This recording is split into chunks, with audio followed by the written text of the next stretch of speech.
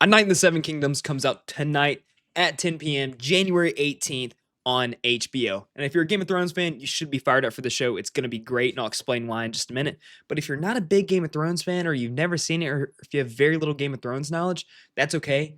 I'm going to tell you everything you need to know before it comes out tonight.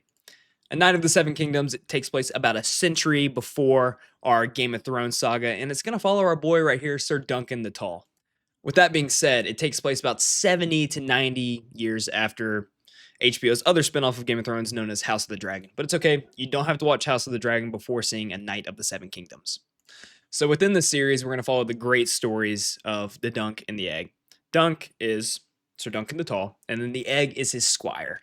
And this is originally derived from 3 books that George R. R. Martin wrote. So we have The Hedge Knight, The Sworn Sword, and The Mystery Knight, which have all been kind of collected into one simple thing known as Tales of Dunk and the Egg. And it's a series that George R. R. Martin wrote way back when.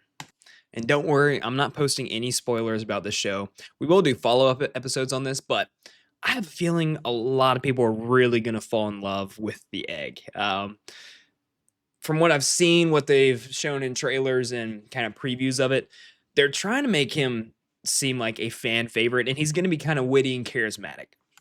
And then Sir Duncan the Tall is going to be known as just that classic knight that we've seen, one of my favorite books that I read when I was a kid was Parsifal's Page. Parsifal was a knight of the Round Table, and he started literally from nothing and kind of grew to be this noble and brave knight, which is kind of what we're going to see, or I guess my prediction of what we're going to see from Sir Duncan the Tall. Now, I haven't read the books for these in particular, but I know a little bit about them and things that go on within it. And when this show starts, they'll do a little bit of world building, but it's not going to take too long to kind of get the action rolling and get it built. Like, you're going to know that, hey, it's still under the Targaryens. They're running the show, and they may do a few other things, kind of showing maybe the Baratheons and a few other households that are in power. But as far as full world building, like we saw in the first season of Game of Thrones, that's not something that they're going to spend too much time on.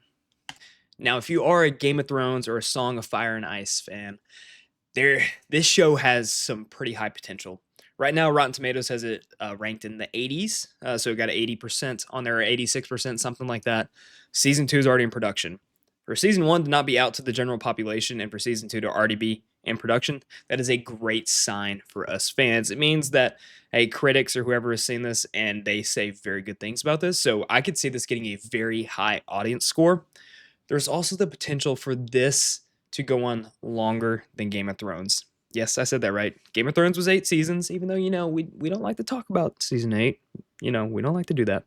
But the way how the ground and the foundation is laid for this, it could kind of perfectly go on for a long time since everything is laid out. They're not going to have to be guessing. They're not going to have to be making up plot. They're not going to have to be making up characters, introducing new things.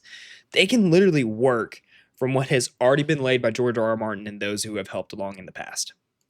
So with episode 1 coming out tonight, we'll be doing some recap on each of the episodes. It's going to come out 1 a week, 6 episodes.